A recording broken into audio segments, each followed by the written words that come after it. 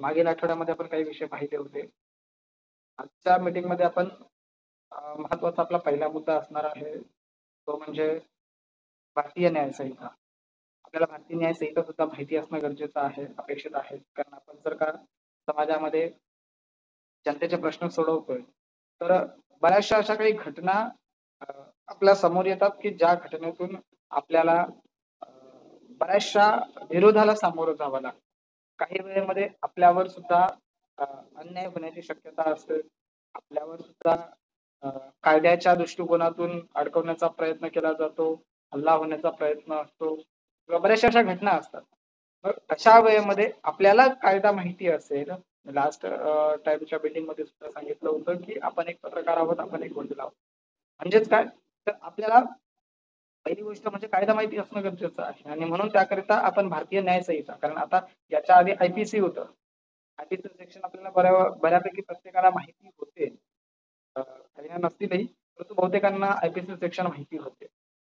पण आता त्या आय-पी-सीचा एवढा फारसा उपयोग होत नाही कारण जर तुम्ही एफ-आय-आर किंवा तक्रार जर बघितलं त्याच्यामध्ये बी-एन-एस सेक्शन लावला जातो. म्हणजे 2025 पासून हा कायदा अंमलात आलेला आहे भारतीय न्याय संहिता. आधी भारतीय इंडियन पेनल कोड होतं. आय-पी-सी सेक्शन ज्याला आपण म्हणतो. आता त्याला मराठीमध्ये केलं भारतीय न्याय संहिता बी-एन-एस. म्हणून ते माहिती असणं आपल्याला गरजेचं होतं. तर ते आपला आजचा पहिला मीटिंग मधला पहिला मुद्दा आहे भारतीय न्याय संहितेतील कलम 115, 116 आणि 117 हा काय आहे? तर आय-पी-सी सेक्शन मध्ये आपल्याला माहिती होतं 323, 325, 326 जे कलम होते, तेच कलम बी-एन-एस मध्ये 115, 116 आणि 17 आहे. बरं मग हे काय आहेत? तर ज्या वेळेमध्ये एखादी घटना अशी घडते की जिथे वादविवाद झालेला आहे, मारहाण झालेली आहे.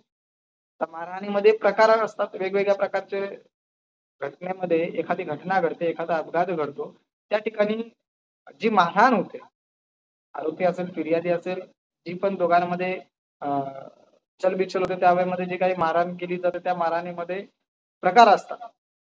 त्या प्रकारानुसार हे कलम लावले जातात. आता काही वेळेमध्ये आपण म्हणतो की असा कलम लावा, तसा कलम लावा. पण पोलीस का लावत नाहीत?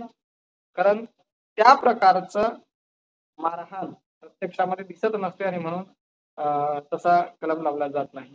तर 115 आय-पी-सी मध्ये 323 जो लावला जायचा, तो म्हणजे असा की साधी मारहाण झालेली आहे.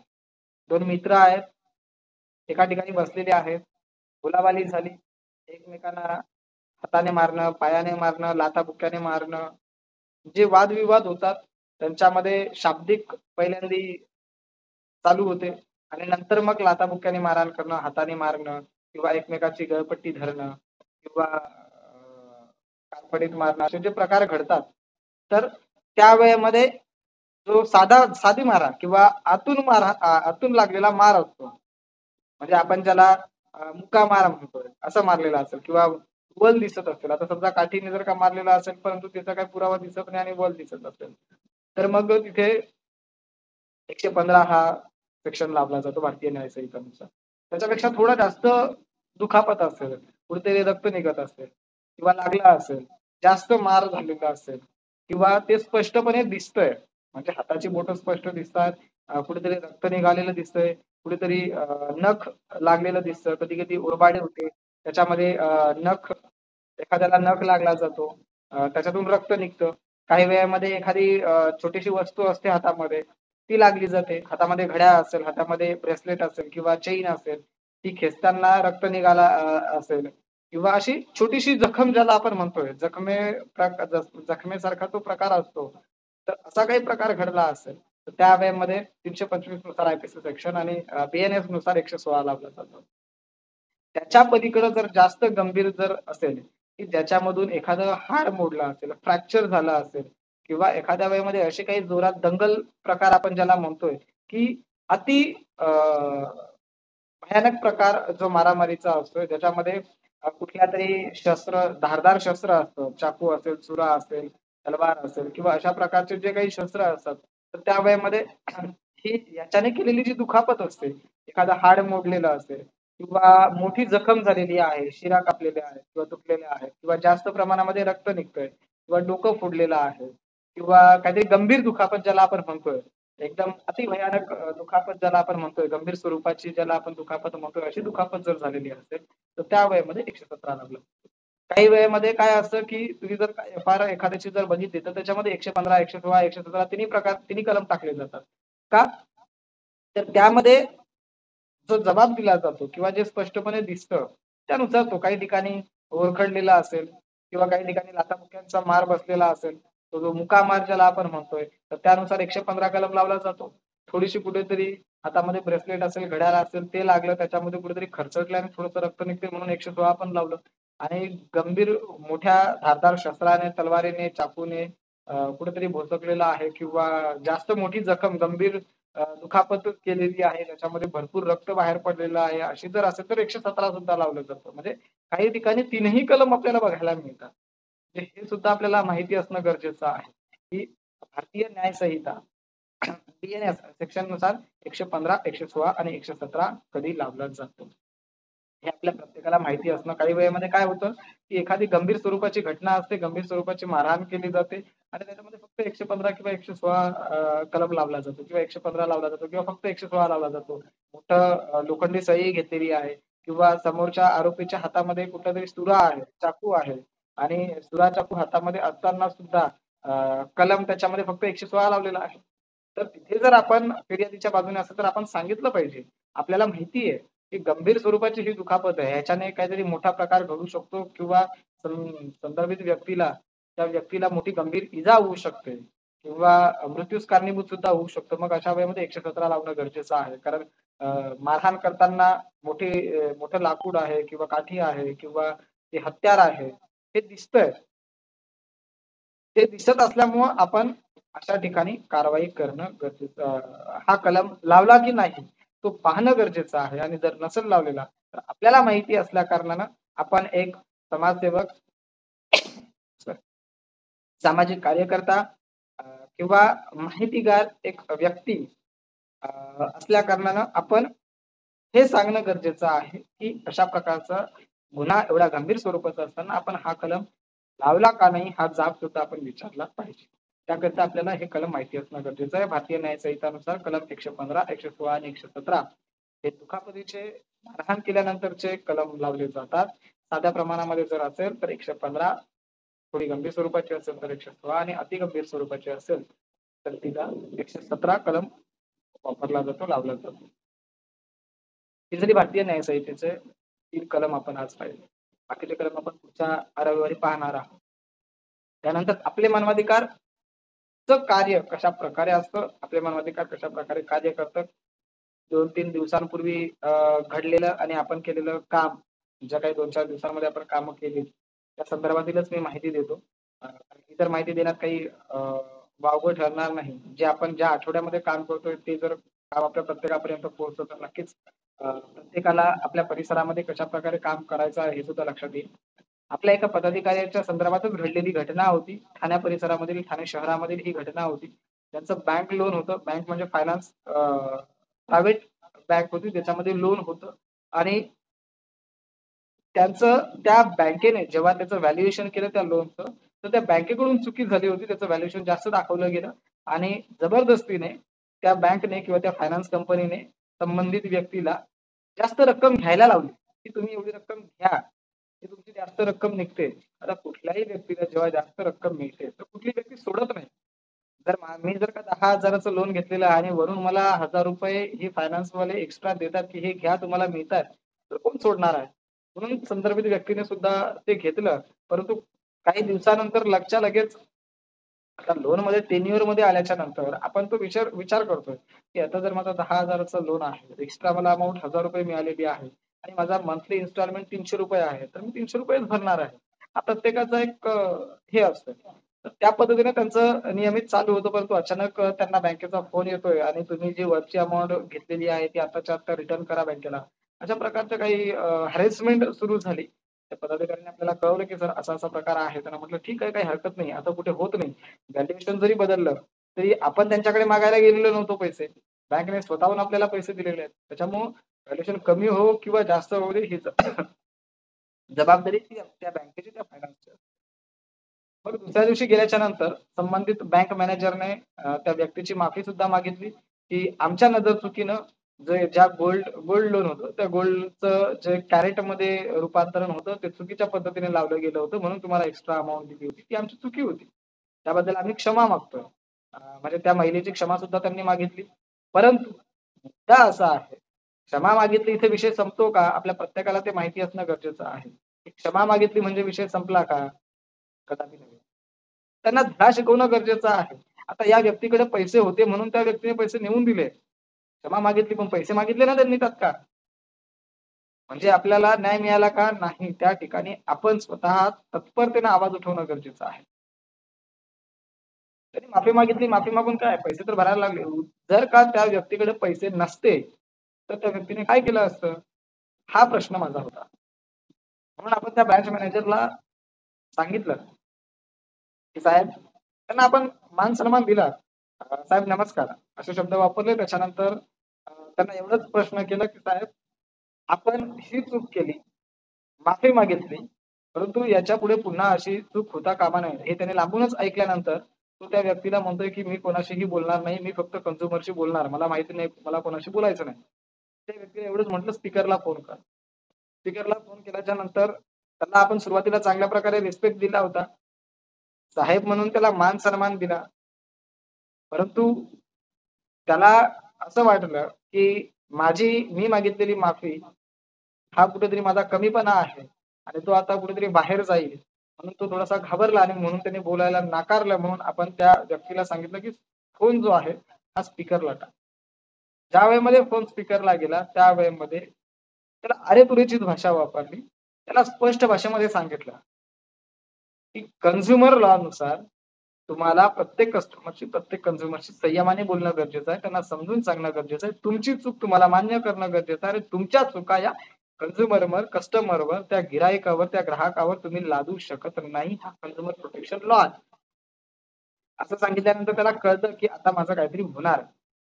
आणि म्हणून त्यांनी ते बोलायला नाकारलं. नाकारल्यानंतर मग मी स्वतः सांगितलं, की जर तो नाकारतोय, त्याची चुकी आहे. म्हणजेच त्याला त्याचा माज असेल, तर त्याचा माज सुद्धा आपण उतरवला पाहिजे. जर तो कन्झ्युमरशी असा वागत असेल, कन्झ्युमरला जर आरेरावीची भाषा करत असेल, कन्झ्युमरला जर उलट बोलत असेल, तर अशा व्यक्तीचा आपण माज उतरवणं गरजेचं सुद्धा आहे. माज उतरवणं म्हणजे कायद्यानुसार आपण म्हणतोय. आपण कायद्याच्या पलीकडे जाऊन करत नाही.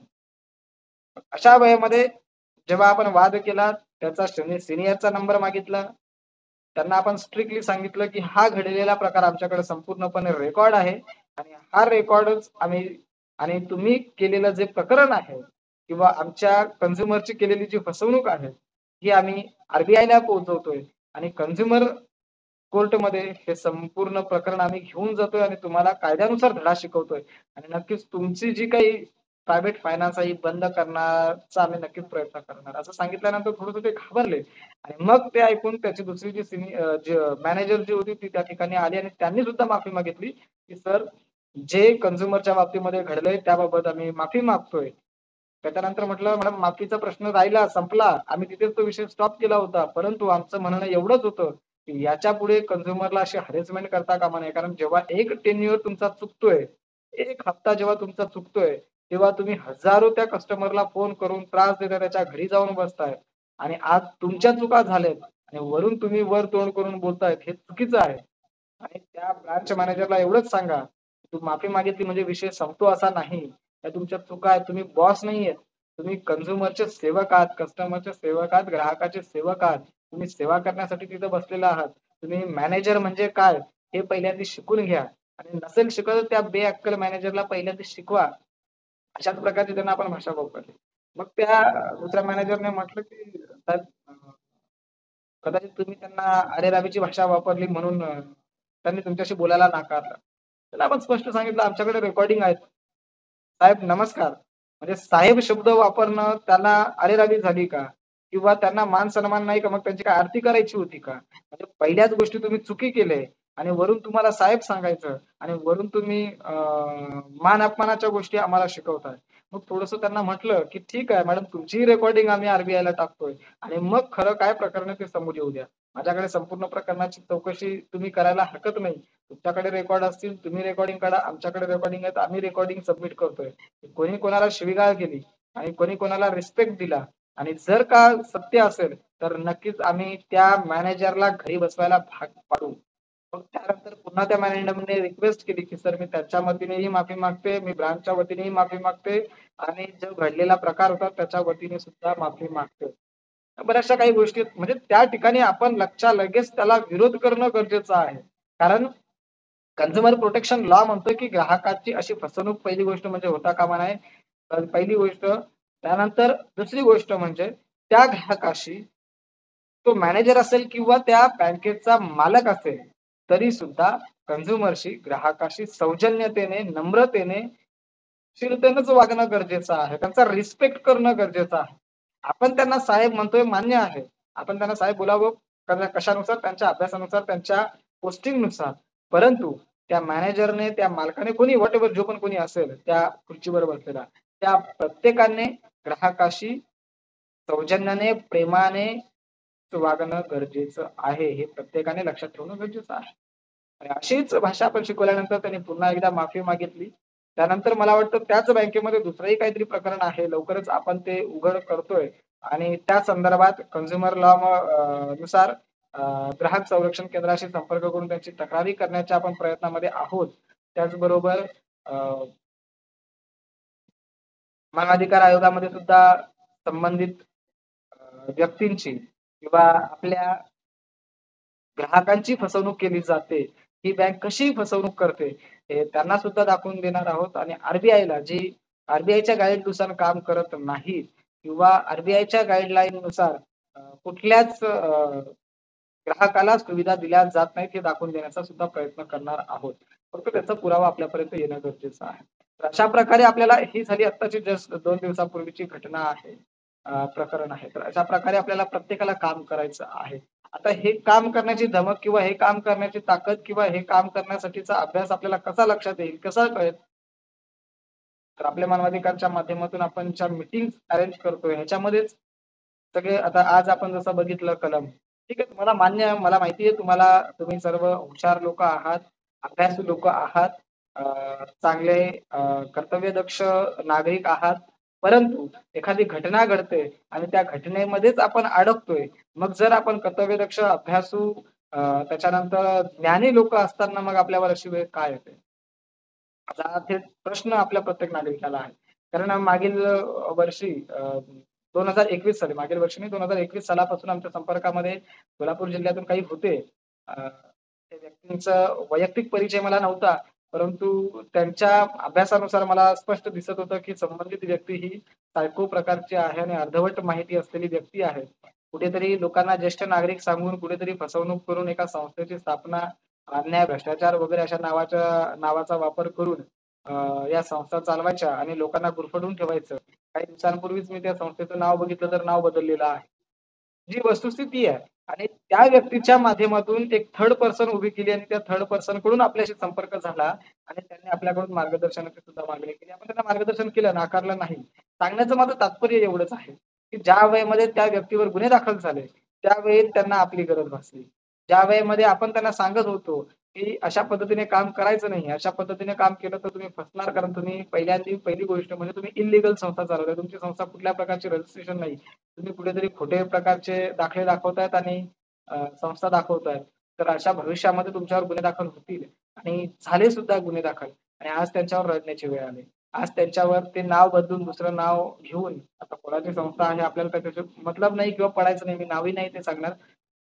परंतु ही वस्तुस्थिती आहे. मग जर आम्ही एवढा अभ्यासू होतो, आम्ही वयस्कर होतो, म्हणजे मला हे शब्द वापरले होते, की तुमचं जेवढं वय नाही तेवढं वर्ष तेवढं वर्ष आम्ही काम केलेलं आहे, असं सांगण्यात आलं.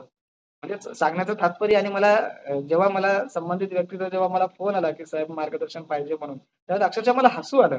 मी त्यांना पहिल्यांदा हाच प्रश्न केला, की आमचं जेवढं जगणंही नाही झालेलं तेवढा तर त्यांचा अभ्यास आहे किंवा तेवढा वर्ष तर त्यांचं काम आहे, तेवढं वर्ष त्यांनी समाजासाठी दिलंय. मग आज आमची वेळ आमच्याकडे मार्गदर्शन घेण्याची वेळ का? आम्ही तर त्यांच्याकडे मार्गदर्शन घ्यायला पाहिजे. सांगण्याचं माझं तात्पर्य एवढंच आहे, की आपण अशा गोष्टी जेव्हा समाजामध्ये काम करत असेल तर नक्कीच आपल्यावर सुद्धा अशी अडकण्याची, फसण्याची वेळ येते आणि ती वेळ येऊ नये म्हणून लहान-मोठा हा कुठलाही प्रकार न मानता मला ज्या ठिकाणी, ज्या मीटिंगमध्ये किंवा ज्या संस्थेमध्ये किंवा ज्या माहिती अधिकार कार्यकर्त्याकडून, माहिती अधिकार अभ्यासू असलेल्या व्यक्तीकडून मार्गदर्शन मिळतं, अशा प्रत्येक व्यक्तीकडून मी मार्गदर्शन घेणं गरजेचं आहे. काल परवा एका WhatsAppच्या ग्रुपवर एक पाठपुरावा म्हणून आपले सहकारी आहेत, त्या सहकाऱ्यांनी एक चांगल्या प्रकारे समाजातील तळागाळापर्यंतच्या लोकांपर्यंत म्हणजे आपले नगरमधले एक सहकारी मित्र आहेत. त्यांचा आमचा म्हणजे वैयक्तिक परिचय नाहीये, परंतु सामाजिक बांधिलकी त्याच्यानंतर माहिती अधिकार कार्यकर्ते म्हणून ते काम करतायत. आता कुठल्यातरी संस्थेला सुद्धा ते जॉइंट आहेत. परंतु त्यांनी माहिती अधिकार क्षेत्रामध्ये भरपूर वर्ष काम केलेलं आहे आणि त्यांनी ह्याच उद्देशातून ग्रामपंचायतीमध्ये होणारे भ्रष्टाचार आणि इतर ठिकाणी होणारे भ्रष्टाचाराचा पाठपुरावा ही माहिती सर्वसामान्य जनतेपर्यंत पोहोचायला पाहिजे. त्याचं मार्गदर्शन व्हायला पाहिजे. घरोघरी पोहोचायला पाहिजे. घरोघरी होणाऱ्या अन्याय, अत्याचार, भ्रष्टाचार त्याला आवाज उठवला पाहिजे म्हणून त्यांनी त्या माध्यमातून एक WhatsAppचे ग्रुप बनवलेले आहेत. त्या ग्रुपमध्ये काही दिवसांपूर्वी एक व्यक्ती जॉइन झाली, जी माझ्या मते तरी मी तर स्पष्ट त्या ग्रुपच्या ॲडमिनला स्पष्ट सांगितलं, की सदरहू व्यक्ती ही सायको आहे. आणि ह्या असल्या प्रकारची भाषा या ग्रुपवर येऊन करत असते. म्हणजे माझं सांगण्याचं तात्पर्य काय असतं, लोकं कसे दाखवतात ते बघा. त्या ग्रुपवर घडलेली घटना आहे.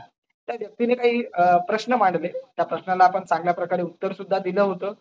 मला आता आठवत नाही पहिल्या दिवशी त्यांनी काय प्रश्न केला होता.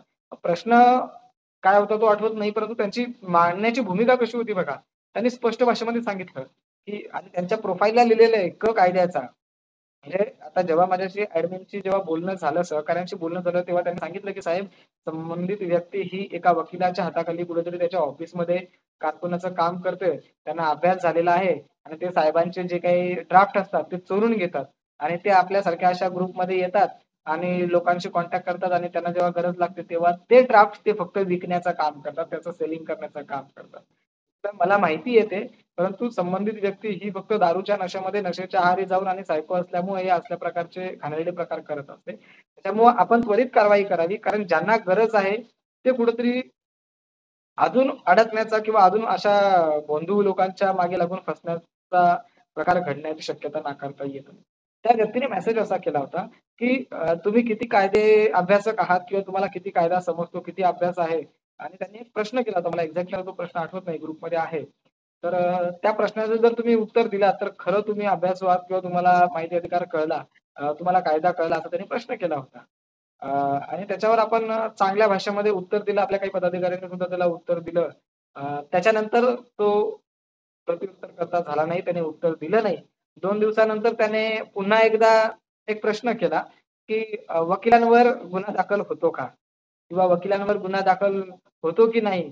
याची माहिती ज्याला असेल तो खरंच अभ्यासू आहे किंवा असं असं काहीतरी बडबडत होता.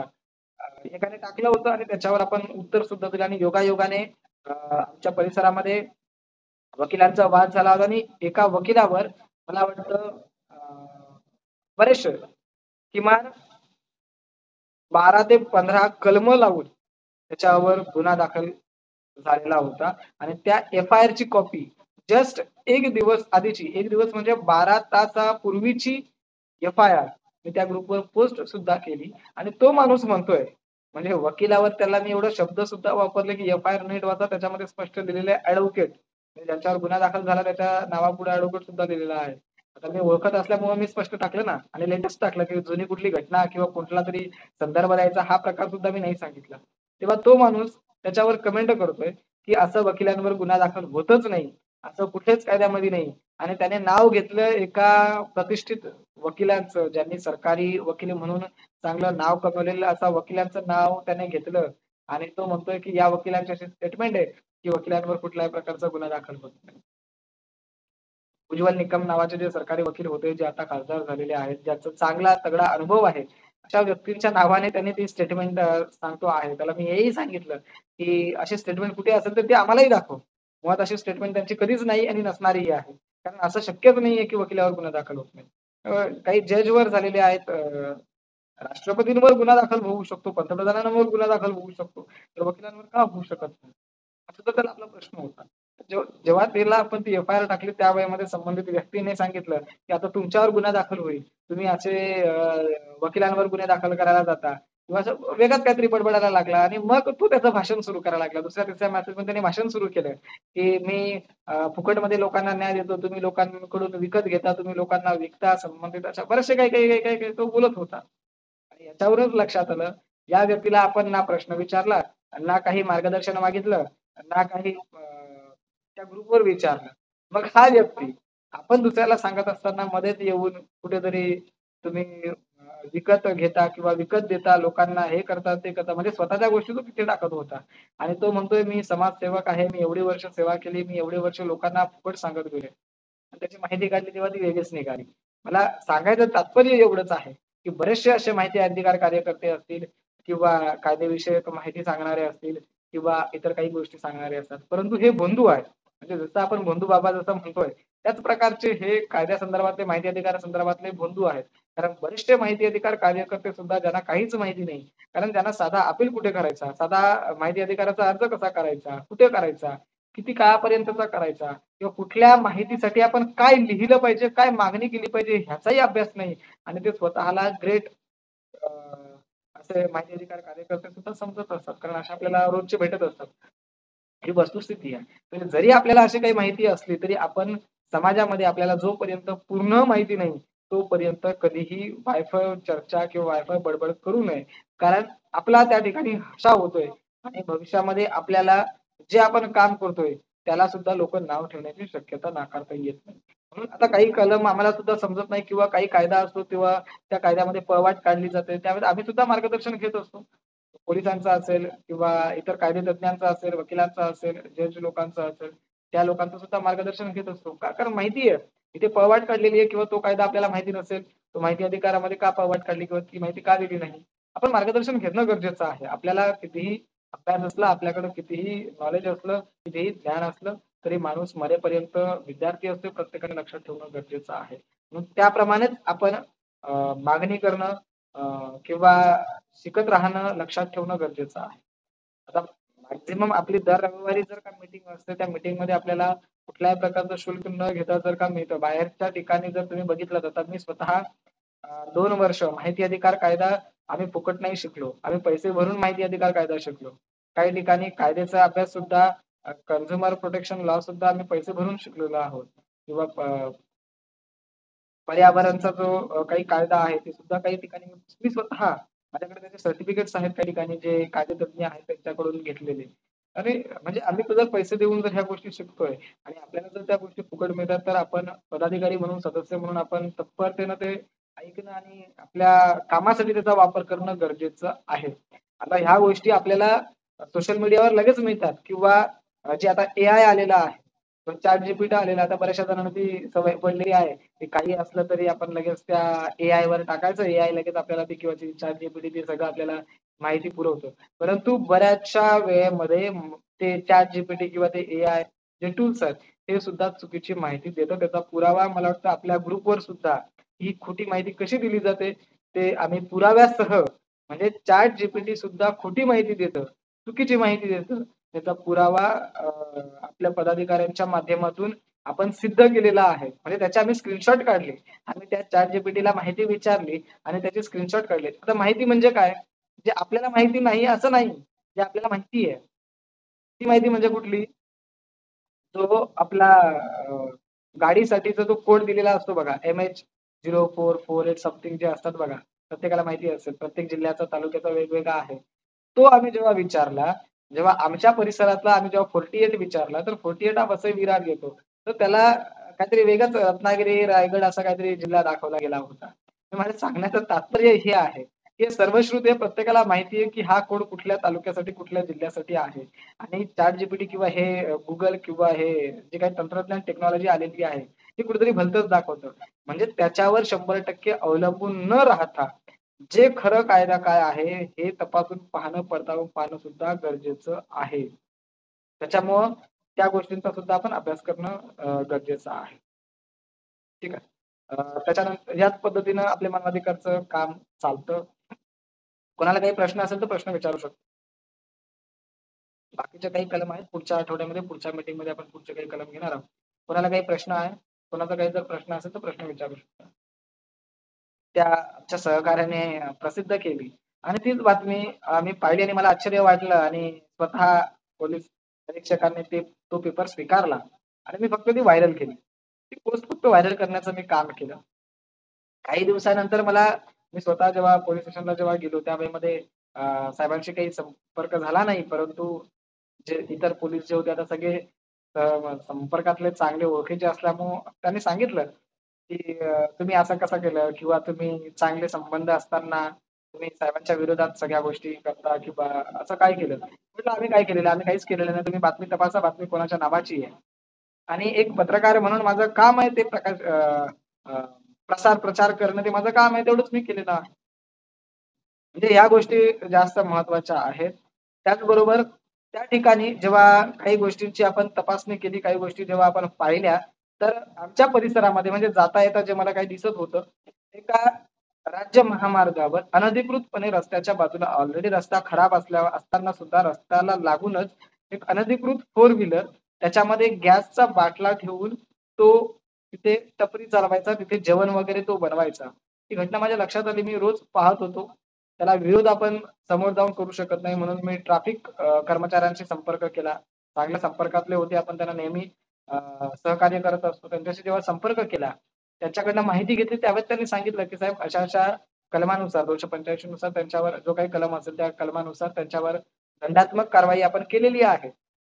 आणि कोर्टमध्ये प्रकरण सगळं सबमिट केलेलं आहे. तुम्ही अ, या अ, साहेबांशी भेटून घ्या. त्यांच्याकडून तुम्हाला संबंधित संपूर्ण माहिती मिळेल. मी तत्काळ पोलिस स्टेशनला भेट दिली. पोलिस स्टेशनमधून ती माहिती काढून घेतली. 128 नुसार त्यांचे गुन्हे 128 गुन्हा नंबर नोंद होता. ती माहिती घेतली आणि मी फक्त त्या परिसरातील पोलीस स्टेशनला तिथले असणारे ए-पी-आय असिस्टंट म्हणजे सहाय्यक पोलीस निरीक्षक त्यांच्याशी तिथे बीट मास्टर जे आहेत त्यांच्याशी संपर्क केला. त्याच्यानंतर ती एक ग्रामपंचायत होती, त्या ग्रामपंचायतीच्या सरपंचाशी संपर्क केला आणि ट्रॅफिकवाल्यांशी संपर्क केला. आणि त्यांना सरळ-सरळ सांगितलं, की मी एकदा लेटर देणार, दोनदा लेटर देणार, तिसऱ्यांदा म्हणजे मी ह्या कारवाया त्याला तुमच्या 285 नुसार ज्या काही दंडात्मक कारवाई त्या करायला लावणार आणि 2-3 कारवाया झाल्याच्या नंतर फौजदारी गुन्हा दाखल करायची मागणी करणार. त्याच क्षणी म्हणजे अवघा हा मेसेज फॉरवर्ड झाल्याबरोबर ती टपरी तिथून आज 3 दिवस झाले तिथे दिसत नाही. आणि आपण लेटर पत्रव्यवहारही नाही अजून केलेला. कारण 2 दिवस मला वेळ नव्हता आणि म्हटलं सुट्टी होती. त्याच्यामुळे आपल्याला पत्रव्यवहार करणं शक्य नव्हतं. म्हणजे सोमवारी सगळे कार्यालय उघडतील म्हणून सोमवारी आपण ट्रॅफिकवाल्यांना, वाहतूक नियंत्रण कक्षाला, त्याच्यानंतर पोलिसांना, त्याच्यानंतर संबंधित स्थानिक प्रशासनाला आपण हा पत्रव्यवहार करूया. 3 दिवस झाले आज त्याने ते काम बंद केलेलं आहे. तरी सुद्धा जरी काम बंद केलेलं असलं, हे आपलं श्रेय आहे आणि ही अभिमानाची गोष्ट आपण नेहमीच सांगत असतो. तरी सुद्धा आपण त्या संबंधित ग्रामपंचायत, पोलीस आणि ट्रॅफिकवाल्यांना आपण निवेदन देणारच आहोत. कारण आपण करत असलेलं काम हे समाजाला सुद्धा कळलं पाहिजे, माहिती झालं पाहिजे. आता हे कोणी बंद केलं हे आजपर्यंत कोणालाच माहिती नाही. मग ते सुद्धा माहिती होणं गरजेचं आहे. अशा प्रकारे आपल्याला काम करायचं आहे. कोणाचा काही प्रश्न आहे का? ठीक आहे. ते प्रश्न नसतील कोणाचे आणखीन काही हरकत नाही. पदाधिकाऱ्यांसाठी जर काही प्रश्न असेल तर आपण आपले मानवाधिकार पदाधिकारी ग्रुपला आपण तो प्रश्न पोस्ट करू शकता. कोणी सदस्य असेल तर आपले मानवाधिकार सदस्य जो ग्रुप आहे त्याच्यामध्ये तुम्ही पोस्ट करू शकता. किंवा आपल्या परिसरामध्ये मी लास्ट टाईम सांगितलं होतं, की आपल्या परिसरामध्ये जसे WhatsAppचे ग्रुप प्रत्येकाने तयार करा. जर त्यांनी केले असेल त्यांनी मानवाधिकारचा जो ऑफिशियल नंबर आहे तो जॉइन केला तरी चालेल. कारण माझ्या नंबरला जवळपास 450 ग्रुप WhatsAppला आहे. त्याच्यामुळे मोबाईल कधी-कधी हँग होतोय. तरी केला तरी जास्त त्याच्यामध्ये प्रश्न नसेल तर नक्कीच मी रिप्लाय देत जाईल. परंतु आपले मानवाधिकार संस्थेचा जो नंबर आहे ऑफिशियल नंबर तो जॉइन करून घ्या. जेणेकरून किंवा आपल्या मानवाधिकारचा जो कम्युनिटी आहे त्याच्यामध्ये जॉइन करा. त्या कम्युनिटीला जॉइन केली तर त्याचा आणखीन फायदा चांगल्या प्रकारे होऊ शकतो. आणि आपल्या परिसरामध्ये आपल्याला सर्वसामान्यांपर्यंत पोहोचायला जास्त सोपं होऊन जाईल. ठीक आहे. आजचा आपण बी-एन-एस कायदा 115, 116, 117 पाहिला. आपल्या मानवाधिकारने या आठवड्यामध्ये केलेलं कामं पाहिली. कशा पद्धतीने आपण काम करतो ते पाहिलं. नक्कीच पुढच्या आठवड्यामध्ये पुन्हा आपण बी-एन-एसचा काही कलम घेऊन किंवा इतर कुठला कलम आपण सांगण्याचा प्रयत्न करू. पुढच्या आठवड्यामध्ये सुद्धा आपण वेळेवर कारण आपला नियम आहे वेळेवर मीटिंग चालू करतोय आणि वेळेवर मीटिंग संपवतोय. परंतु आपण वेळेवर जॉइन झालात तर आपल्याला ते पूर्ण ऐकायला मिळेल, अन्यथा आपल्याला ते पूर्ण ऐकायला मिळणार नाही. म्हणून प्रत्येकाने हे लक्षात ठेवणं गरजेचं आहे, की आपण मीटिंगला जे टायमिंग दिलेला असतो, जी वेळ दिलेली असते त्या वेळेतच म्हणजे कधी 8 ते 9 असते, कधी 8:30 ते 9:30 असते. तर आपण प्रत्येकाने रविवार आपल्याला आठवड्यातून पदाधिकाऱ्यांना मी म्हणतोय, बाकी इतर सदस्यांना मी काही जबरदस्ती नाकारणार नाही. परंतु पदाधिकाऱ्यांनी हे लक्षात ठेवणं गरजेचं आहे, की ही मीटिंग आपल्यासाठी असते, आपल्या समस्या मांडण्यासाठी असते. याच्यापुढे जे पदाधिकाऱ्यांचे वैयक्तिक कारण काही पदाधिकाऱ्यांचे वैयक्तिक दिवसाला 15-15 फोन असतात. तर एवढे फोनवर माहिती देणं किंवा प्रत्येक गोष्टीसाठी क्षुल्लक कारणासाठी काम सोडून शक्य नाही. कारण ज्या वेळेमध्ये आमच्याकडे पेशंट असतात, तर पेशंटच्या वेळेमध्ये आम्हाला फोन उचलता येत नाही. ट्रीटमेंट चालू असताना त्याच्यामुळं मग त्या वेळेमध्ये पदाधिकारी सुद्धा नाराज होतात. तर आपण जर इथूनच अभ्यास केलात, तर आपल्या परिसरामध्ये आपल्याला काम करायला सोपं जाईल. नक्कीच सुरुवातीला आपल्याला त्या गोष्टी जमतीलच किंवा माहिती असतीलच असं मी सांगू शकत नाही. परंतु हळू का होईना आपल्याला त्या गोष्टी आपल्याला कलम, कायदा किंवा आपण करत असलेलं काम आता जे मी मगाशी एक काम सांगितलं, जे आपल्या पदाधिकाऱ्यांनी केलं कारण त्यांनी पाहिलेलं होतं काम आपण आधी कसं केलेलं आहे. पाहिलेलं म्हणजे अशाच फोनच्या संपर्कातून त्यांनी काम प्रत्यक्ष बघितलेलं आहे आणि त्या पदाधिकाऱ्याला मी फक्त आदल्या दिवशी एवढंच सांगितलं होतं, की अशा टाइपचे प्रश्न विचारा, अशा-अशा प्रकारचे त्यांना बघा काय बोलतायत. जर त्यांचा चांगल्या प्रकारे रिस्पॉन्स नाही आला, तर मग मला फोन करा. आपण त्यांना नक्कीच त्यांचा समाचार घेऊ आणि त्या प्रकारे त्यांनी काम केलं. आता त्यांना ते कळायला लागलं. आता ते स्वतः उत्तरं देतात. समोरच्या व्यक्तीला किंवा समोरच्या व्यक्तीला प्रश्न बरोबर त्या पद्धतीने करायला लागतात. म्हणजे हे त्यांना कळलं आता. त्याच पद्धतीने आपल्याला सुद्धा कळणं अपेक्षित आहे, गरजेचं आहे. तर समाजामध्ये आपण चांगल्या प्रकारे काम करू शकतो किंवा नाहीतर ते कसं होतं, मी लास्ट टाईम सुद्धा सांगितलं होतं, आपण एखाद्या लढाईला उतरतोय आणि लढाई करण्यासाठी आपल्याकडे ढाल नाही, आपल्याकडे तलवार नाही, तर आपण नक्कीच तिथे आपला पराभव निश्चित ठरलेला आहे. आपण काहीही ती लढाई लढू शकत नाही. आपण तिथे काम करू शकत नाही. म्हणून जर चांगल्या प्रकारे जर लढाई लढायची आहे, आपल्याला न्याय मिळवून द्यायचा आहे, आपल्याला चांगल्या प्रकारे लोकांची सेवा करायची, चांगल्या प्रकारे लोकांना सहजतेने न्याय मिळवून द्यायचा आहे, तर आपल्याला पहिल्यांदा त्या गोष्टींचा अभ्यास असणं, माहिती असणं, ज्ञात असणं गरजेचं आहे. आणि ते कुठून मिळेल? तर ते नुसतं कुठून तरी बघणं नाही. आपल्याला प्रत्यक्षात करणं गरजेचं आहे. आता जरी तुम्हाला आता कलम जरी माहिती झाला नाही लक्षात राहणार. पण ज्या दिवशी तुम्ही एखाद्या घटनेच्या समोरच जाल आणि तिथे तुमच्यावर प्रसंग येईल आणि तुम्हाला त्या गोष्टींची आठवण होईल आणि तिथे तुम्ही जेव्हा कलमांचा या वापर कराल किंवा तुम्हाला आठवेल, त्यावेळेस तुमचा तो कलम एवढा लक्षात राहील, की साधी मारहाण, लाथाबुक्क्याने मारहाण झाली, BNS 115च लावला जातो. रक्त निघालं थोडक्यात कुठेतरी झटापटी झाली त्याच्यात रक्त निघालं 116 लावला जातो. कुठेतरी शस्त्राचा वापर केला, अस्त्राचा वापर केला, धारदार शस्त्र घेतलं, सुरी, चाकू, तलवार यांचा वापर केला तर 117 लावला जातो. हे 100% तुमच्या लक्षात राहणार कायमस्वरूपी. परत तुम्हाला माहितीच नाही. मग असे 1-1, 2-2 कलम जर का तुम्हाला माहिती व्हायला लागले, तर भविष्यामध्ये तुम्हाला कलमांची गरज काय? तुम्हाला पुस्तक बघायची गरज काय? झालात ना तुम्ही वकील. सांगण्याचं तात्पर्य माझं हे आहे. म्हणून आपण ह्या गोष्टी प्रत्येकाने व्यवस्थित लक्षात ठेवणं गरजेचं आहे. ठीक आहे. तर मला वाटतं कोणाचे प्रश्न नाहीत आता. आजची मीटिंग आपण या ठिकाणी संपली. जर कोणाचे काही प्रश्न असतील तर तुम्हाला आपला WhatsAppचा ग्रुप आहे तिथे विचारू शकता. आजची मीटिंग संपली. आपण पुढच्या रविवारी वेळेवर प्रत्येकाने आणि आपल्या संपर्कातील सुद्धा आपल्या पदाधिकाऱ्यांना सुद्धा ग्रुपमध्ये मी जसं मागच्या वेळेस सांगितलं